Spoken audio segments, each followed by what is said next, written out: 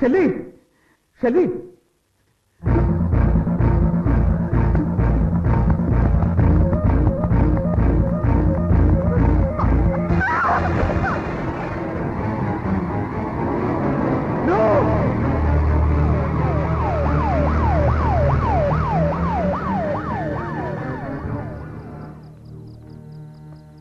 എങ്ങനെയെങ്കിലും പുറത്തിറങ്ങണം.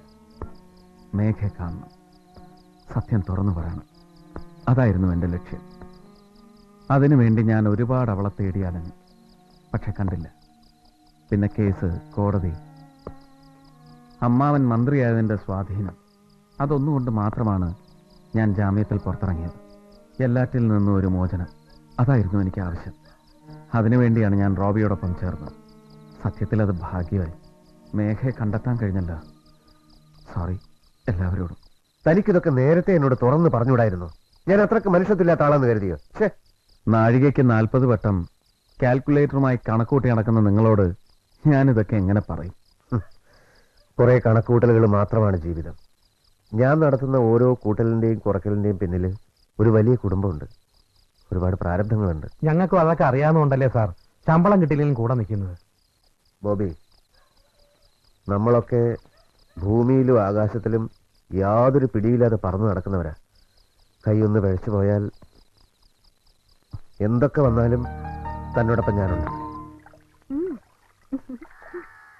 വാരി തന്നെങ്കിലേ കഴിക്കുമല്ലേ? കള്ളിയാവള്. അതെ അതെ. കുഞ്ഞാപ്പി നോക്കണേ.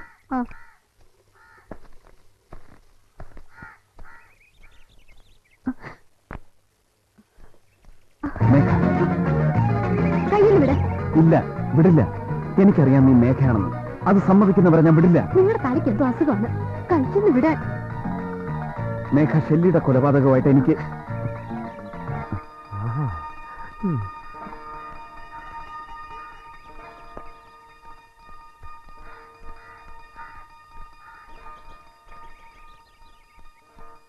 ചാക്കോ ചേട്ടാ ഒന്നിങ്ങി വന്നേ. ഞാൻ വരില്ല. എന്നാ ഞാൻ അങ്ങോട്ട് വരാം. അടുക്കരുത്, ഞാൻ ഓടും. അടുക്കരുത്, ഞാൻ ഓടും. ഓടാനിപ്പോ എന്താ ഇവിടെ ഉണ്ടായേ? ഒന്നും ഉണ്ടായില്ല. പിന്നെ എന്തിനാ ഓടുന്നേ? അതെന്തിനാ ഓടുന്നത്? ചാക്കോ ചേട്ടൻ വല്ലതും കണ്ടായിരുന്നോ? കണ്ടത് ഞാൻ പറയില്ല. ആരോടും? അതിനിപ്പോ എന്താ കണ്ടത്? ഒന്നും കണ്ടില്ലല്ലോ. ഇല്ലെന്നേ. പക്ഷേ എനിക്കറിയാം ചാക്കോ ചേട്ടൻ എന്തോ കണ്ടെന്ന്. അത് പുറത്താരെങ്കിലും അറിഞ്ഞ എന്റെ ബോബി സാറേ, ഈ ചാക്കോയുടെ വാക്ക് പഴം ചാക്ക് പോലെ അല്ല സാറേ. ഇപ്പൊ കണ്ടത് പുറത്താരോടും ഞാൻ പറയില്ല. ചാക്കോ, ചാക്കോ,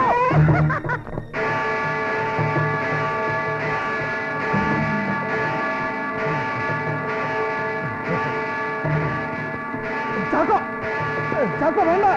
ചാക്കോ എന്താ ഇത്? പിടിച്ചു പിടിക്കാതെ ഇവനെ പിടിക്കണോ? ചാക്കോ വന്നല്ലോ. വാ വാ ചാക്കോ. എന്ത് പറ്റി ചാക്കോ? പാപം ചെയ്തോ, പാപം ചെയ്തു. എന്ത് പാപം? എന്റെ കർത്താവേ, ഞാനിത് എങ്ങനെ അച്ഛനോട് പറയും? അച്ഛോ, അച്ഛനോട് പൊറുക്കണം. പൊറുക്കാൻ താൻ ആദ്യം കാര്യം പറയൂ. കന്യാസ്ത്രീയുടെ കൈ കയറി പിടിച്ചു. അത്രേ ഉള്ളോ? സാരമില്ല, തനിക്ക് തലയ്ക്ക് സുഖമില്ലാത്തല്ലേ, ഇനി കയറി പിടിക്കാരുന്നാ മതി. ഈശോയെ, ഞാനല്ല അച്ഛോ, ഇവനാ പിടിച്ചത്. അയ്യോ, ചോദിക്കച്ചോ, കന്യാസ്ത്രീയുടെ കൈ കീറി പിടിച്ച് എന്തിനാണ്? ആവശ്യം പറയരുത്.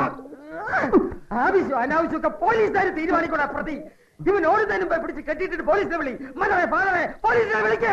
ചാക്കോ മിണ്ടായിരിക്കേ. ബാബി എന്തിനാ ഇവിടെ വന്നത്? മദറെ, അത് അനുവാദം ഇല്ലാതെ ഇവിടെ വരരുതെന്ന് പറഞ്ഞിട്ടില്ലേ? അറിയാം, പക്ഷെ ഹെലികോപ്റ്റർ എന്ത് ചെയ്തിട്ട് നന്നാവുന്നില്ല. അതിനുവേണ്ടി പ്രാർത്ഥിക്കാമെന്നോ? കള്ളം, പച്ചക്കള്ളം. അനുവാദമില്ലാതെ ഇതിനകത്ത് കടന്നതിനും കന്യാസ്ത്രീയുടെ കൈക്ക് പിടിച്ചതിനും ആദ്യം ഇവനെ 4 ചാമ്പ് അടിക്കടോ കപ്പിയാരെ. ബാക്കി പോലീസുകാർ കൊടുത്തോളൂ. അതെ, പോലീസ് വരട്ടെ. ആരൊക്കെ എന്തൊക്കെ കള്ളത്തരങ്ങൾ പറയുന്നുവെന്നും എന്തൊക്കെ കള്ളക്കളികൾ നടത്തുന്നുവെന്നും തെളിയുമല്ലോ. എന്ത് കള്ളക്കളി? എവിടെയാണോ ഫോൺ? ഞാൻ തന്നെ വിളിക്കാം. ഫോൺ എവിടെ? എവിടെ ഫോൺ? പോലീസിന്റെ കാര്യം അവിടെ നിൽക്കട്ടെ. ബാബി ആരുടെയും കൈക്ക് പിടിച്ചോ? ഇവനോട് ചോദിച്ചാൽ സത്യം പറയോ? അച്ഛൻ സിൻഡ്രല്ല സിസ്റ്ററിനോട് ചോദിക്കണം, അപ്പൊ അറിയാൻ സത്യം. എന്തിനാ ഈ പാവം സിസ്റ്ററെ പരസ്യമായിട്ട് ഇങ്ങനെ അധിക്ഷേപിക്കുന്നത്? പോലീസ് വരട്ടെ, അതാ നല്ലത്, അല്ല സിസ്റ്ററെ? എന്റെ ഈശോയെ, ഇയാള് സിൻഡ്രല്ല സിസ്റ്ററിനെ തടഞ്ഞു നിർത്തി. മാറുമതവേ, അങ്ങോട്ട് പറഞ്ഞു കൊടുക്ക് സിസ്റ്ററെ. ധൈര്യമായിട്ട് പറയും. സാക്ഷിയായിട്ട് ചാക്കോണ്ടും കൂടെ ഇവനെയൊക്കെ നമുക്ക് നക്ഷത്രക്കാലിണ്ടിക്കാം. പീഡന കേസാ. പറ പറ പറ പറ. ഇയാൾ പറയുന്നത് സത്യമാണോ സിൻഡ്രല്ല? അതെ, സത്യമോ അസത്യമോ ഒക്കെ നമുക്ക് പോലീസ് വന്നിട്ട് തീരുമാനിക്കാം. എന്നെ ആരും തടഞ്ഞു നിർത്തിയിട്ടുമില്ല, കൈ കയറി പിടിച്ചിട്ടുമില്ല. ഈശോയെ, കള്ളം, പച്ചക്കള്ളം. സിസ്റ്ററെ കള്ളം പറഞ്ഞ കണ്ടുമുട്ടിപ്പോവും. ഈ സിൻഡ്രല്ല സിസ്റ്ററിന്റെ ഓർമ്മ പശുക്ക് പറ്റിയതാ. ഒന്നുകൂടെ ഓർത്തു നോക്കിയേ. എന്റെ കർത്താവേ, എന്നെ പോലെ നീയും കണ്ടതല്ലേ ഇവൻ?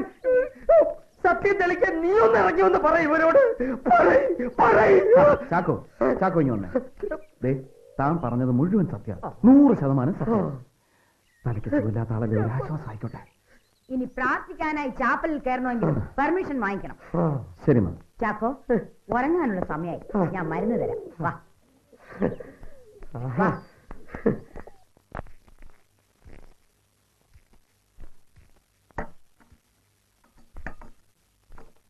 ഒരാൾ തന്റെ ഐഡന്റിറ്റി ഒളിപ്പിച്ചു വെക്കാൻ ശ്രമിക്കുന്നത് എപ്പോഴാണ്?